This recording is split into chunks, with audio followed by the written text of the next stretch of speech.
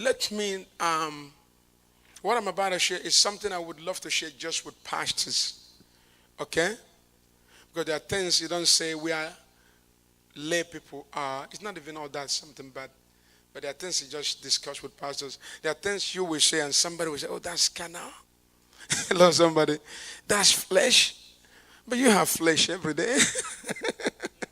Hello, somebody. You live in the flesh. Okay, let me say this. The leader and temptations. Who is a leader? All of us. So let's see it from that perspective. I wanted to say, because there may be one or two pastors, three here sometime. You need to share something that will take something home just for them. Now, what is the pressure of temptation will always be more intense upon the leader. Upon the leader than those they lead. That is why the pressure to compromise in marriage is more intense on the leader of the house. The men, by God's legislation, are the leader of every household. Am I right about it? Unfortunately, we have what we call feminist movement. They are doing everything to be the man. And God did not ordain it that way. Once you go out of God's ordination, you will start having problems. One of the reasons we have too many problems in marriage today, sometimes the woman takes more of the pressure rather than the man. Because the woman thinks that the man is not doing his work very well. And because she doesn't have patience to wait, she decided to do everything. She would take the garbage bin out. She washed the plate. She cleaned the house. Hello, somebody. She take the kids to school. But he's saying, I can't wait for him. Hello. So by the time you keep doing what the man may help you do, for example, taking the garbage out, if you don't have grown-up children, when you start doing that, somehow you disarm the man from acting or from helping, because the man will assume already you are very active and creative. You know what to do. And somehow the man becomes lazy because you suddenly walk into his office. So if the duty of the man, I don't know why I'm going there, but if the duty of the man, I'm deviating a bit digression from me, okay? If the duty of the man is to take the garbage, maybe you've told him, please always help me take the garbage bin. If the man did not, if he did not remember that it's Monday, remind him. Hello, somebody. Remind him. Don't go to do it. You remind him so that he will remember. If my wife don't remind me, sometimes I forget. Because I'm too busy with church folks. Oh, you're not even talking to me right now. I'm too busy working for church folks. And so, if she doesn't remind me, I forget. Sometimes I remind myself, but many times I forget. But the more she keep reminding me, the more I keep remembering. Every Wednesday, I got to help her take the garbage out. If I forget, it's not because I don't want to take it out. It's just because my mind is loaded. Hello, somebody. But many times I say to my wife, you're very creative. You can do everything. Hello, somebody. But once you keep doing what the man should do, you slowly, begin to work in the man's office. And by working in his office, you begin to take the pressure that is due for him, because you were not created to take his pressure. Hello, somebody. Once you begin to take the pressure the man should endure, you will begin to nag. Hello, and the house will be in fire, because you've taken an office or walk into an office that you ought not to work in. You don't have the capacity, the spiritual capacity to work in that office. And because once you start working, the office becomes too heavy for you, because you're doing what you're supposed not to do, what you ought not to do. So always remind the man to be the leader of the house. Be comfortable in your position. One day, I don't know what I was talking with my wife. I joked. I said, "Do you want to be man?" He said "To be man, man what?" I just joked. I said, "Do you want to be a man?" She said, "What man? I'm comfortable being woman." So, and this should be way of life. This should be the way to go. Never want to be man. Not good to be man. Hello, somebody. It's good to be a mother. What a blessing to be a mother. Wow. If you look at your baby, a little baby, all of a sudden it becomes a big baby. And you could imagine, I carry this baby in my womb so I can make another life. And it's also good to be a man. So remain the way you were created. Paul said, let every man remain the way they were called. And today we have people changing to be women and men changing to be men. And that's why we are having problem. And the government of this world are busy legalizing all sorts of evil. 50 years from now, get ready. This world will be, it's not going to get better, remember. But God will protect his people. It will be worse. Hello, somebody. So the pressure of temptation will always be more intense upon the leader. The leader who is the man at home, who is the leader, who is the leader in church, who is the leader of worship team, prayer warrior team, hospitality team, children ministry team. The pressure will be more upon you. Hello. The reason is not because of the leader, but because of the desire of the enemy to destroy the lead or the followers. Hello, somebody. So the enemy wants to do anything to destroy those that have been led. If the enemy lay hands on your husband and your husband start playing around in the street, the reason is because the enemy wants to destroy your children. Hello. He wants the children to pick after the man or for something to happen to the marriage so that the children will be children without, united parents. So that they will not have true covering. Hello, somebody.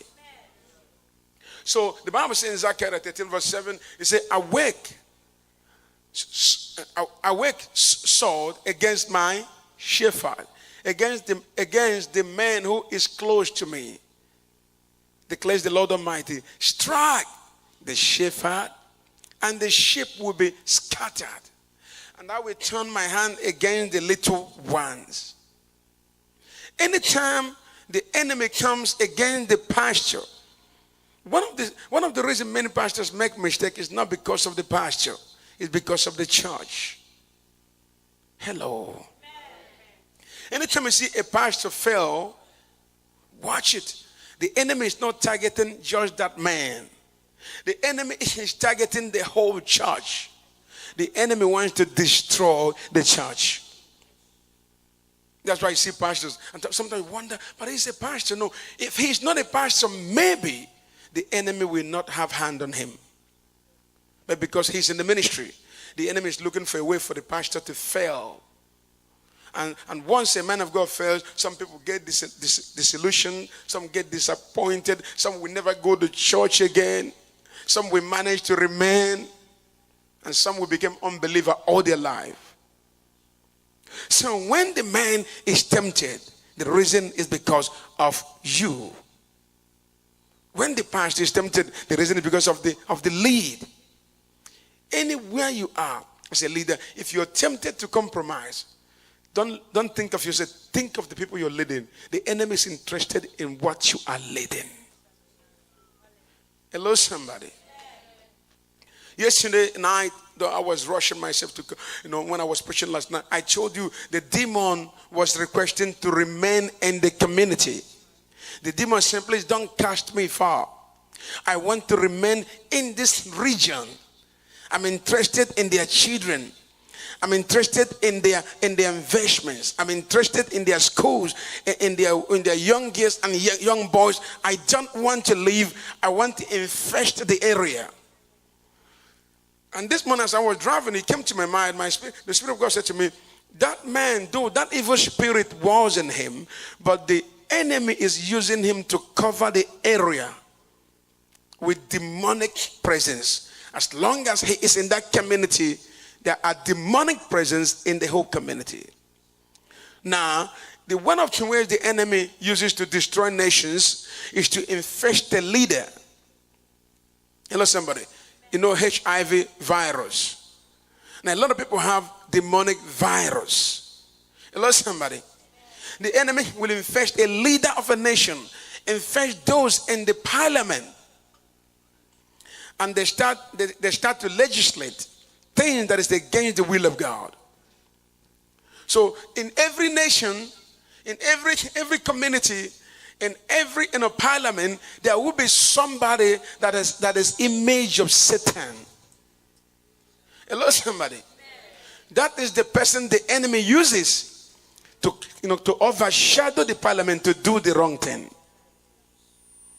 So that enemy will come and sit on that person.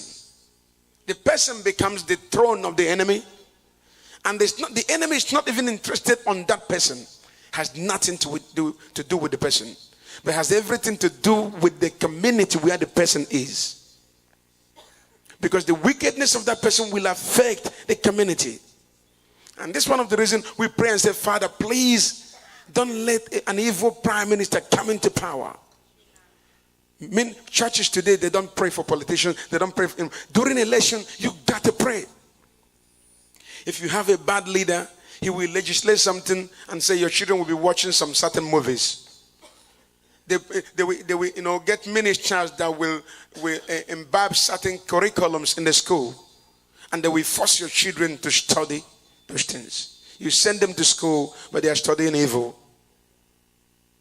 So you've got to understand the enemy is interested in you, either because of your children, either because of the destiny you were called to fulfill. Remember, your destiny is to another person's destiny. My purpose is to be, for example, your purpose is to be a minister.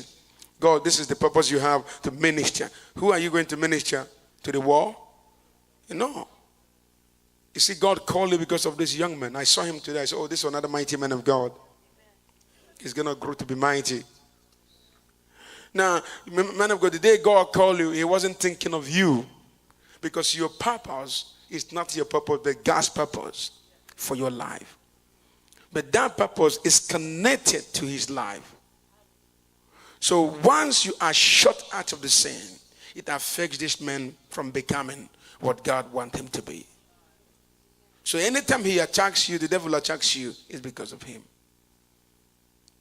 And church people, anytime a leader fell, they quickly forsake the leader and abandon the leader. But they did not know that the leader fell while shooting. The leader is always in what they call in war front. You are a soldier every day, like I'm here. I'm shooting. Before I leave New Zealand, a day before I leave, the Lord ministered to me to go and anoint my wife and children.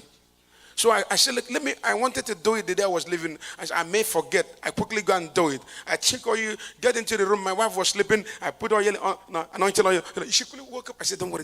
You okay, keep sleeping. I went to where my two daughters, my son and my daughter, where they were watching TV. I think three of them. I anointed my two sons and one of my daughter, in the living room. And one was in their room. I went there. I said, what are you watching?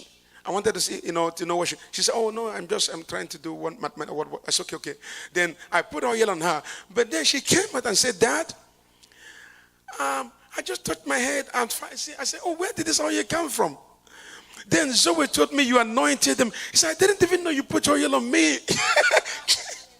It's only Zoe that told me you put oil on them. I was thinking, where did oil come from? Sometimes God put oil on your life. You may not even know it.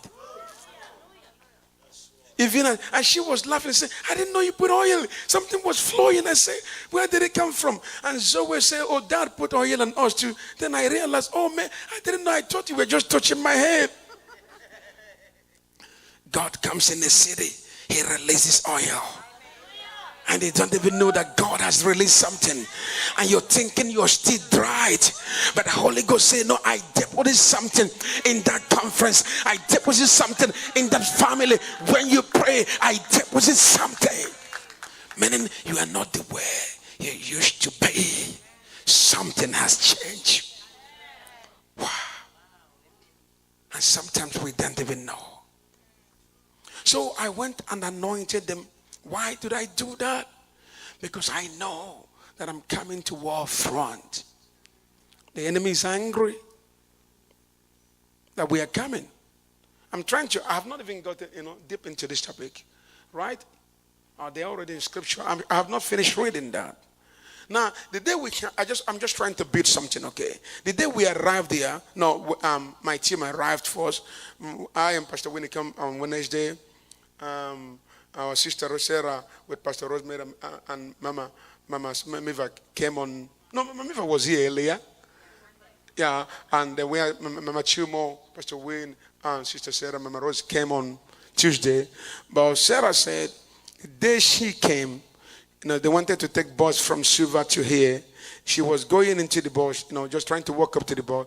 I think she walked into the bus, looking for a place to sit. It's like she had something on her leg. And she started limping. Hello, where is Pastor Lonnie? So the day we saw her, he come and brought me from airport. When I saw her, I said, my goodness. Then she called me and said she's having a lot of pain. She can't walk properly. Right? So when I came and see the way she was walking, I said, devil, I came for healing encounter. And you are attacking my team. You are a liar. Hello, somebody. Because how can I come to be praying for healing while somebody in my team is limping? This is how she was walking. Hello. So I knew the enemy is tracked. So you were there with me in the hotel. At the time I got angry. Put my hand. See the way I prayed? In angry manner. Immediately, she started walking. Then later I asked you to do the last prayer. It is the devil. Why? She was being, tracked because she is one of those in our ministry in the forefront coordinating everything. So the enemy, if they want to get to me, they can get to my team. So this is what happened when you are a leader. Once you are a leader, many times you have bullets in your life or on your life because of your position. But the problem with that, with this is, once that bullet comes, nobody is there for us. They think you brought it up in yourself. They don't care about you. The members, we thought he's a holy man. We thought he's this. But they did not know that you got, attacked. You became a casualty in the battlefront because you were fighting to defend your family, to defend the city. And they are now against you. Many pastors today are lonely. Many leaders today are lonely. Whether they are secular leaders or they are spiritual leaders. I heard one politician 2 days ago said something.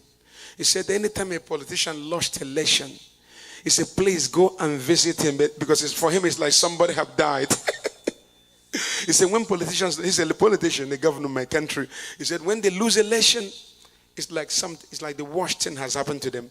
Only God rescues them in that situation. According to him, he lost election. He ran for president 2 times and lost. He said the last one he almost died. But nobody knew. Hello? When you see a pastor going through hell, pray for the person. Let me get back there so I have not even moved. Strike the shepherd and what? And the sheep were scattered. So we know, see the principle. Why shepherds are being what? Stricken. Why most shepherds are being stricken is because of what? The sheep. That is all I'm trying to communicate. Is it clear? When your husband, the enemy is trying to pull him out of the house, to begin to look beyond the house. The enemy is after the marriage, after the children. It's not about him. Pray. Pray and take him back. Sometimes you've got to wake up. I'm still waiting for you all. You've got to wake up and say to the devil, give me my stuff and give it to me now. I don't know if you know how to pray that prayer. Hello, somebody. Wake up one morning and say, devil, give me my stuff. Give me back my husband. Give me back my children. Give me back my job. Give me back my position. Give me back my name. You messed up my name in this city. Give it to me now. You just get angry. Because I need it now. The enemy been playing games with our life. Then Jesus told them, is it the following scripture? Jesus told them, this very night you will all fall away on account of me, for it is written, I will strike the shepherd, and the sheep of the flock will be scattered. We have explained this. Keep going. So this is why leaders have problems. This is why leaders have temptation, because of the lead. Please understand. A certain man refused to take in-flight meal, and Lisa Bevier, some of you know John Bevier's wife. A lot of you know John Bevier's wife. So Lisa, they were in the same plane, and the man was sitting close to Lisa Bevier. And Lisa said to him, are you not eating? He said, no. He said, why? Are you fasting? No. Lisa said, are you a Christian? He said, no. Are you fasting? He said, yes. He said, what are you fasting for? He said, I'm fasting for spiritual leaders, for pastors to commit immorality. He said he was a Satanist. Hello, somebody. The man claimed that he is a Satanist, but he's fighting for pastors to commit adultery. The person spoke to Lisa herself. It's not like a story. So, I'm just wondering, somebody's out there fasting for your marriage to die. Fasting for your pastor to fail. And then if the man of God fell, you criticize him. No, the enemy has come after him. The duty of the church is to fight and take him back. We take them back. But you know what we do? We ostracize them and we give them back cheer. Hello? The church is the only soldiers that never rescue their wounded army in the battlefront. Hello, somebody. There may be seasons that you, as the anointed leader, whichever position you may be, will begin to have funny feelings. That's why I said this is not for young folks, right? But nobody's young these days. Am I talking to somebody? You'll be surprised of what 15 years old girl know. Feelings of the flesh. You must be observant of your feeling at such time, lest you sin against yourself and your God. There are seasons you will begin to have funny feeling. I don't think I'm allowed to go deeper here right now. I will leave it here. I will only share this. I share with only pastors. I would have gone deeper here. But what you've got to do in that season, there are seasons every year. If you are very observant, every year, in one particular season, you'll be having one negative feeling. Maybe April, maybe June. But some people are not observant. You find out that this season, the enemy is always after you. So when that season is coming, you've got to go deep spiritually. It may be there is something that was buried when you were born. In my culture in the past, when people are born, they will go to find out, maybe check your destiny or who, maybe you were born after your great-grandfather, and sometimes they will take you to all these magic people. They will, mark your hand and remove something and they bury it in your backyard. It may be sometimes those things begin to rise up against you. So some seasons are dangerous seasons. Are we here, God's people? Are we together? Have I lost somebody at the back? Are we still here? So observe that season. Once that season is coming, it may be anytime from April to June. Something strange will begin to happen in your mind, in your thought. You begin to think crazy, or in your marriage, or in your family. If you are observant, you will be prepared. You know that it's certain season. Have you discovered that certain season church will begin to slow down? You're pastoring and everybody's coming, the church is doing well, and maybe a certain month, if you watch it happens every year. That month comes, you find out that people no interest to come to church. Hello, somebody. Amen. For about 3 months, the church is like going down, and after again, the church goes up. Hello, it's a season. Be observant. Your body has seasons, it goes crazy. Don't pretend to be somebody. Am I talking to somebody right now? You've got to know it. Let me go faster. I'm not going to go deeper there. Now, where am I? The strength of a soldier, are you sure he did not go further than this? The strength of a soldier is tested mostly under the temptation to compromise. Hello? Have you been tempted before? How did you handle it? Have you been tempted before? How did you handle it? Hello? You will be tempted. So, how did you handle your own temptation? Have anybody been tempted this year? Thank you, Mama. Hello, somebody. Temptation could be anything. But the question is, how do you handle it? Your problem is not a problem, but the way you handle your problem makes it a problem or not.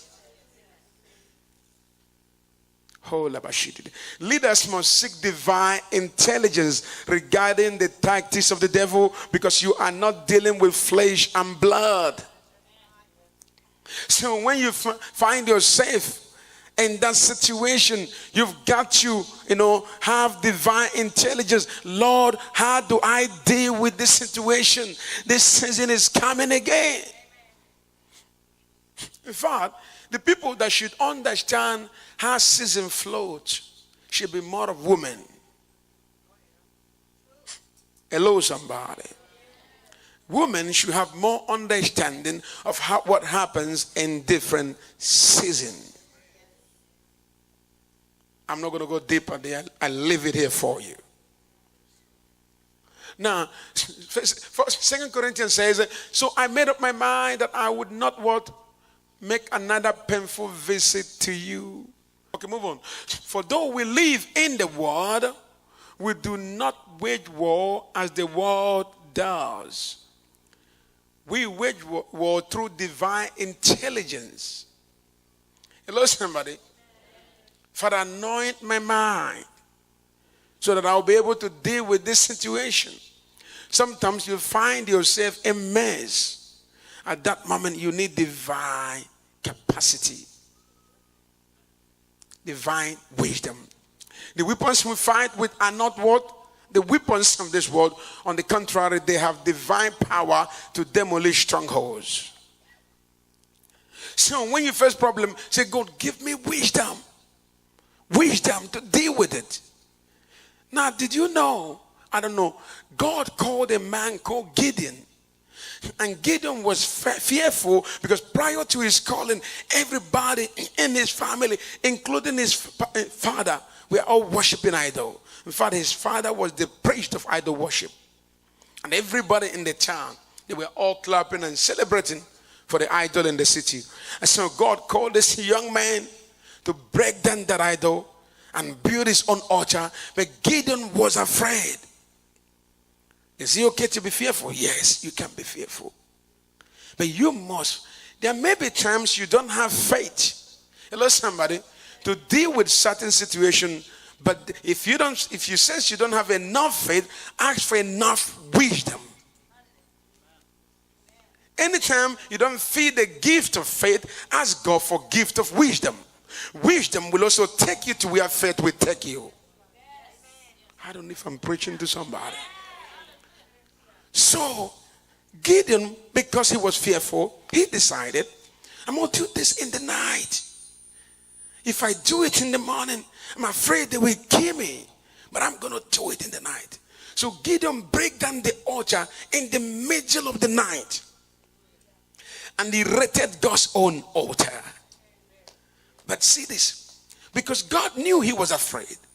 God said to Gideon, use the same pillar.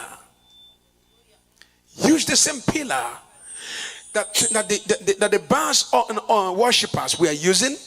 He said, use it and rebuild my own altar. In normal circumstance, God would not ask for the Baal's pillar to be used for his own altar. But in that situation, God knew that Gideon have no other choice. God recognized his fear. There will be no time going to the bush to cut pillars and poles and wood. He said, you break their altar down, but then use the same pillar and build my own altar. So what you cannot do in the day, you can do it at night. If you don't have faith to do it in the day. Am I talking to somebody? As long as doing it in the night does not contravene the laws of God. God did not ask him to do it in the night or in the day. Hello, somebody. God did not say to him, okay, there's something, use your wisdom. Oh God, can I do it in the night? I don't have faith in the day. Come on, somebody. You got some wisdom. Hello, somebody. Don't wait. You're waiting too much. You're saying, God, I'm waiting on you. And God says, no, I'm waiting on you. No, God, I'm waiting on you. God says, I'm waiting on you. Many times we say we are waiting on God. But no, God is waiting on you. He's waiting. God is saying, use your mind. I always say, those that is working with me, use your mind. So, do you remember the Bible says in book of Psalms 1 verse 18, it said, come now, let's reason together. Come now. So if God does not believe in your ability to reason, he will never ever say, come, let's reason. How can you reason with somebody you cannot reason with? So God believes he has given you extra grace to reason. So when you cannot operate in faith, you must learn to operate in wisdom. Oh, come on, somebody. This is what many people do not know. I'm waiting to increase my faith, but I think a lot. Many times my wife is talking to me, I'm listening, but I'm thinking. She said, yeah. I said, yeah. She said, she's waiting for answer. She said, I'm talking to you. Because I'm listening, but there's a conflict in my mind. Hello, somebody. It happens all the time. It even happened last 2 weeks or last week. He said, are you not listening? And I said, oh, sorry. Just give me some time. There's something going on in my mind. You got to learn to think through, see through, and hear through. Don't just hear through. They told you that Jojo is a liar. You hate it, and you start running with it. Now start watching Jojo. It means you're seeing through now. If Jojo is really a liar. Hello, somebody. What Jojo? Don't take what they say. Think through, hear through, and see through. And then even though they told you he hated it, think about it. Have Jojo been a liar before? What could have made her lie? Was she under pressure? What made her lie? Was she looking for money to buy some cream? What made her lie? Was she being thrown away from the family? What made her lie? That's your thinking through. Come, let's reason together. Because God believes in your capacity to reason. He created you with mind. He didn't create empty brain. Hello, somebody. Oh, labo shada balaba. Okay, get back to the PowerPoint. If I finish this, I'll possibly switch and give you some things because today is the last. So that I'll touch on some things. There are a lot I can share here. Please get back to the PowerPoint. Oh, mandre kopo zikrita karaba lekantu krebendo ruzi libro ke prasiti alabondo. Okay, we demolish arguments and every pretense that says itself against the knowledge of God, and we take captivity every thought to make it obedient to Christ, and we will be ready to punish every act of disobedience once your obedience is complete. Now this scripture is suggesting to gain divine intelligence. That is all I'm trying to suggest with this scripture. Anytime you're dealing with problem, you've got to know, though you live in this world, you're not in this world. Though you live here, but you're not from here, you can think better to overcome your fleshly situation in any situation. Hello, somebody. For we struggle, the Bible says, for we struggle not what? Against flesh and blood, but against rulers, against authorities, against the powers of this dark world, and against the spiritual forces of evil in the heavenly realms. In other words, this is why we do what we do. all the error, all the church problem, all the headache comes because of what we are dealing with in the atmosphere. If God open your eye and show you what fights the church every Sunday, sometimes some of you that are in the worship team, you will come to practice, during practice, season or time, you had a great worship and practice very well. The song flowed very well. But on Sunday, the same song that flowed very well on Friday during your practice, you try to break through, you are not breaking through. The enemy heard the song on Friday.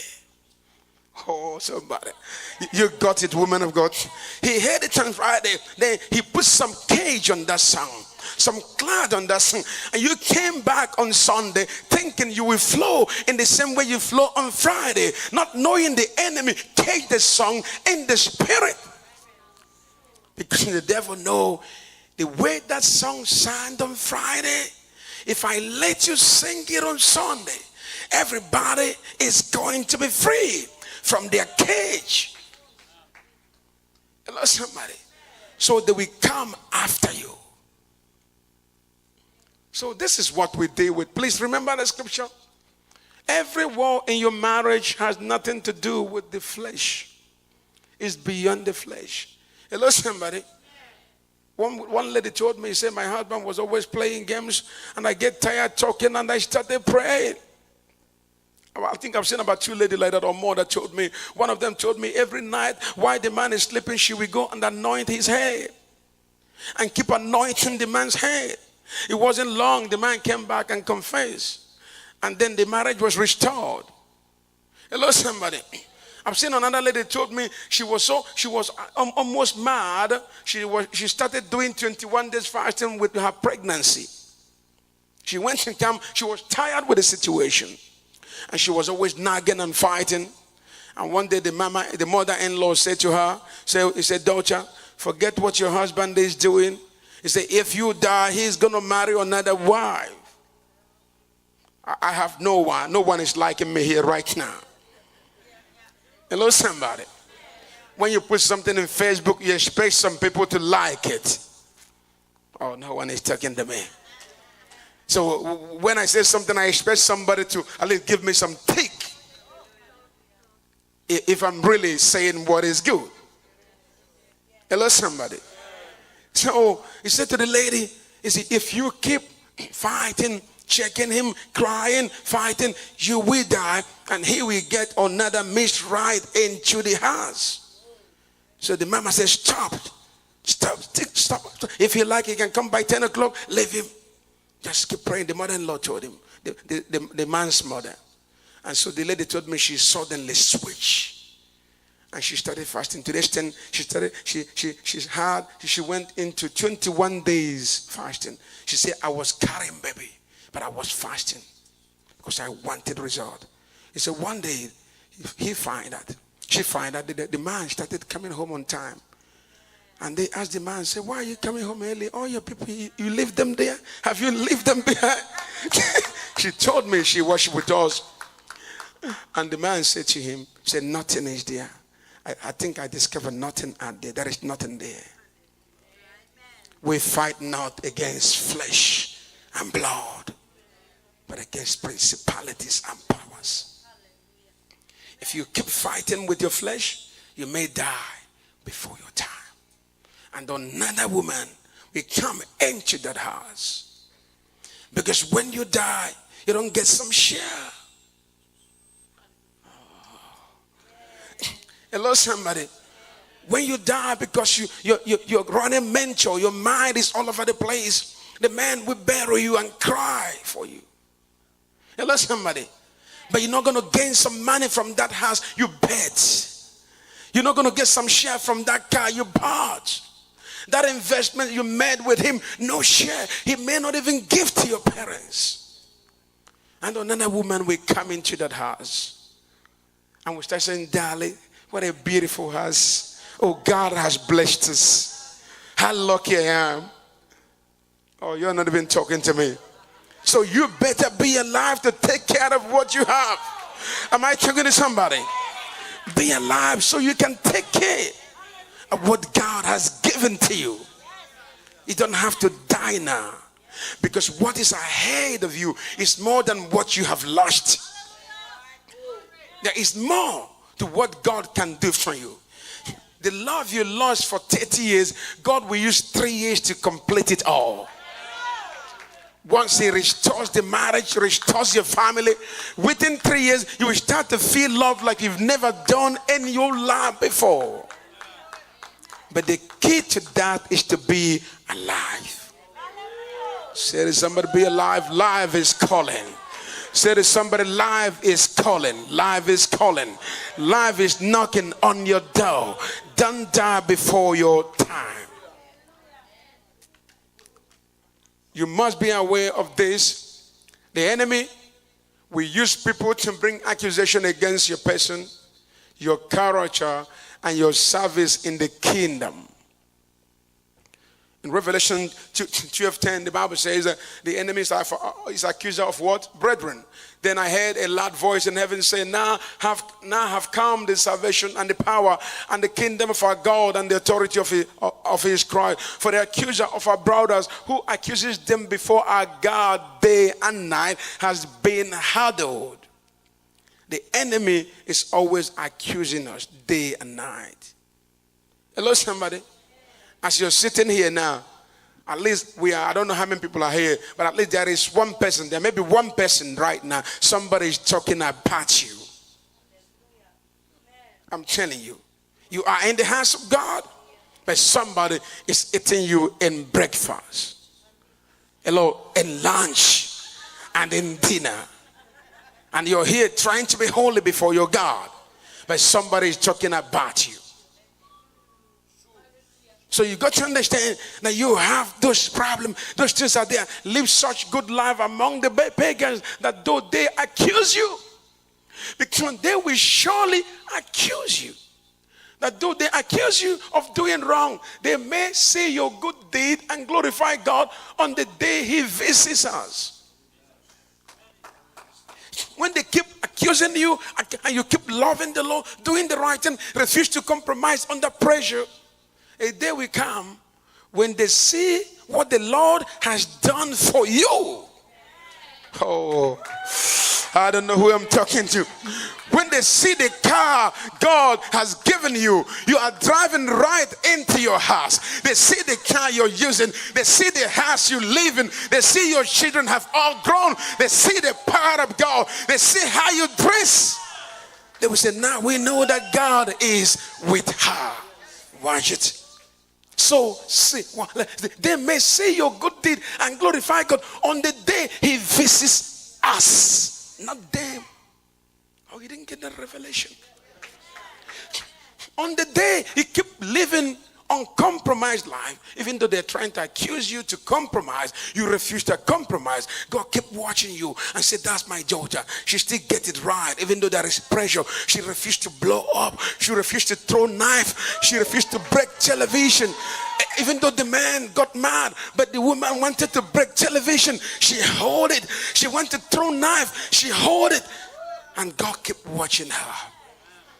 And one day God poured oil on the man's head and said, peace be still. Am I thinking to somebody? Peace be still. And the man come home humble. And by the time you know you have a new brand husband. And he start to pamper you. Start to care for you. And you say, what happened here? No, God poured some oil on him.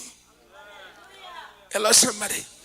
Some oil was poured on him because he suffered enough. The friend you've been talking to about your husband is now gossiping you. After talking to her, she said, oh, sorry, Martina. I don't know why you're suffering like this. When she goes out and says, I know you're a bad woman. That's why he's treating you like that.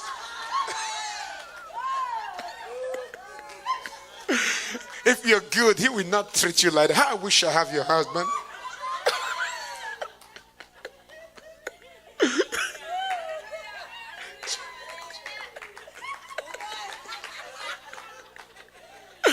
Oh, mama, se capresentu capreseta kaya. But when you were talking to Martina about Joseph, Martina said, I'm sorry, Jojo. You don't deserve this pain. I wish God gave you a better man. He said, Martina, I've got so much. Martina, you don't know what I've been through, Martina. And Martina console you. Once he walk out, he say, fool. Fool. Imagine you even have husband. I don't even have one. Hello, somebody. I don't even have one. If you're a good woman, will not a man treat you well? You go and talk to another friend. Say, he's treating him because he's not good. I wish he'd take her out and I will walk in. Am I talking to somebody? Oh, I thought I'm preaching good to somebody. But the Bible says, if you refuse to throw knife, break television, because we have television breaking wives. They're broken over 5 television at home. The man keep buying, they keep breaking. Because they are angry, they are mad. But even when the man makes you mad, you refuse to compromise. Because a great leader is a man who refuses to compromise under the temptation to compromise. And then the day God visits you. Watch it. See such good life among the pagans. Live such good life among the pagans that though they accuse you of doing wrong. We are talking of accusation. They may see your good deed and glorify God. The day he visits you, suddenly God visits you, you begin to repack your hair. Am I talking to somebody? The hair that you don't have money to do some months ago, you start repacking it. Another day, another week, you repack it. Another week, another style. And suddenly they knew that something has happened to your family. That they now know John is taking care of her. God has indeed visited her. I'm waiting for my day of visitation. Hello, somebody. Wait for your day of visitation. The Bible says, and on that day God exalted Joshua, and all Israel knew that God was with him. There is a day called that day. Am I talking to somebody? And your day is coming. Talk to your neighbor and say, your day is coming. In the name of Jesus. There is a day called that day. When that day comes, you can't escape the bullet of prosperity. You can't escape the bullet of success. You can't escape the bullet of growth. You can't escape the bullet of favor. When that day came, everybody in Suva will know that God has visited you in the name of Jesus. When that day come, no hair will stop you, no force will stop you, no power will stop you. On that day God visited Joshua. My day is coming. Said to somebody, my day is coming. I don't know about you, my day is coming. Day of visitation, day of power, day of glory, day of anointing. My day is coming. On that day, he said, when God visited Solomon, on that day God exalted Joshua, and all Israel knew that God was with him. The people in Suva are about to come to the knowledge that God has visited Pastor Lone. Am I talking to somebody? That we know that something has happened to you. They will see you with another job, see you with another car, see you in a new realm of spiritual maturity, and there we know that God Almighty has visited you. Homa katilete mambro kenta prata na katuke pre zuna kaprakete kete na katuke preda nukete kapa. Whether you like it or not, there is a day called that day. Everybody have a day of visitation. The Bible says, God arise and show compassion in Zion. Psalms 104, 102 verse 13. For time to show her favor has come. For her appointed time has come. God arise and show compassion on Prince, oh God. My days of visitation is now. Psalms 102 verse 13. I'm going to close with it. He said, a day has come. A day comes that is called your day of appointment. That's why you don't close down the ministry. You made pastor 7 people for 7 years. I know a man in my country who rose to become a great man of God. He pastored 7 people for 7 years. I know another man. I don't know him. I know the lady that knows him. He pastored only his family. Son, wife, daughter. Nobody was coming for 7 years. And he cried out and said, God, do you want me to just pastor only my family? I've done everything. The church is not growing. He said, okay, God, if all you want me to do is just to pastor my family, okay, I just pastor them. When he made that decision, the church suddenly broke through. And the man came to preach in this, one of my spiritual daughters, came to preach in their church when she was in America. And the man was giving his testimony. He said, now God has given me so many people, more than I can handle after 7 days. That is why we have a day called that day, appointed day. You will arise and have compassion on Prince, for it is time to show favor to Prince. The appointed time has come. We have a day called appointed time. Once you know it, you will not die. You will not give up. You will not blow it up. You will not go and start sinning around because God is no longer answering. Some people get angry. They started sinning, started drinking, started smoking. They say, I worship God. He didn't bless me. No, God is training you. If God gives some people $1 million right now, they will run mad. They will go to the parliament and remove their clothes. I'm talking to somebody. I'm not talking people in the street. Some of us here right now, if God gave you $1 million, you will go to the parliament corner there, remove all your clothes. You wouldn't know when you do it. You would think you're putting it on. Hello, somebody. I'm telling you, you just go naked before everyone. You're thinking of the money. I've read many people, most people that won lottery, many of them died before their time, or they wasted the money within 3 years.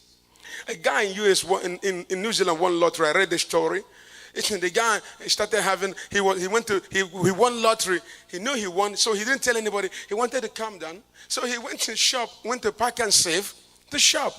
So when he got there, he shopped and was probably going, he started laughing. They couldn't control him. He was laughing crazy. They rushed him to the hospital.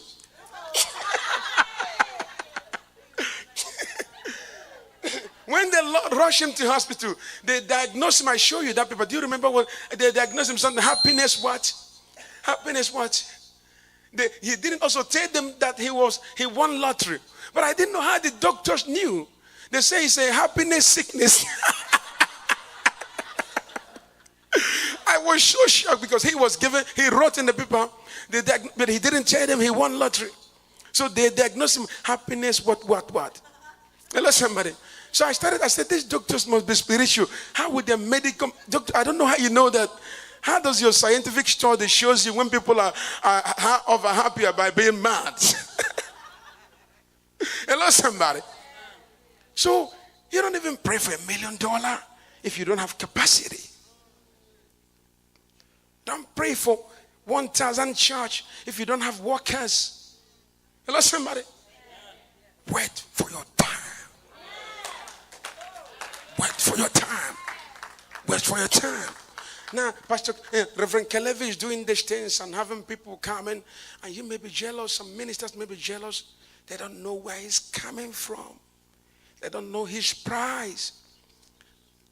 Actually, Reverend was telling me when he got to know me through Pastor Rosemary and Mama Miva, and said, come to Fiji. I didn't want to come. Hello, somebody. But one day I was walking around my room. I heard goats Fiji. I came out to the kitchen and told my wife, I said, hello, I should go to Fiji. Then I write to myself, I'm ready to come. Hello, somebody. Now I'm here. Some people may not know how I came. Some people may be jealous of him. So why you bring this man here? Within 1 year, you brought him up to 3 times. Are you the only pastor in this city? They didn't know it's God's connection. It's divine appointment. So it has nothing to do with him. Maybe if they try to bring their own preacher too, they will not come. Or they will come and have problem and destroy their church. When you came to a conference, I show you text of some people wanting me to come to India. How many invitations? How many hundreds? I see, I'm not feeling to go. Even the man that came from India, you saw them wanting us to come. They were talking to you, you're with me, where they want us to come in the month of May also. But I don't have the feeling, I don't want to go. I don't feel you. I've been in India before, but I didn't feel released to. So I came here because God, I don't even know why. I don't know why I keep coming to Fiji. In less than 1 year, we've been here 3 times. This morning we were discussing, we said if we put the money, both our team, everybody, maybe about $30,000 were spent within less than 1 year. You know somebody? You preach the gospel with money. That's why you must give. You must give. When we say give, don't say, you know how much we spend? Last time we came where you pay only hotel, we pay about $9,000 with our team. Hello, somebody, only hotel. The last one we came. So when we say give, if I say, can I have 5 people, 10 people give me $100, you think I'm coming to take your money, but you don't even know how much I'll spend. Maybe another day I come, 1 millionaire will come and give me 500,000 check. And somebody say, he's stealing Fijian people money. He stole their money. He come here and got some money. They didn't know I've been investing in the city. Free of charge. Hello, somebody. So wait for your time. One day God will arise, give you your baby. God will arise, give you members. God will arise, give you, people of power. Just keep serving. Wait for your time. Say, neighbor, your time is coming. Wait for your time. Look for another person by your left hand side or right. Say, neighbor, your time is coming. Wait for your time. In Jesus' name. Put your hand together for Jesus. Hallelujah. Hola baba shantelebo. Thank you, Jesus. Thank you, Jesus. Watch the time. We're going to go. I just move around for 5 minutes. Come back. I want to share something. I want to switch from here. Just give us some little appetizer. Then we go home and come for night. Because today is the conclusion of this. So I just want to just jump, give you, I want to discuss on what I call, is it the truth, the leader and what? And the truth about church workers. All right. So let me quickly discuss on that. Just to give you, I just want to give here and there, and then we go home. So just 5 minutes. If you want to love on somebody, greet somebody, hug somebody, peg somebody, just do that. Just do that. Women of God.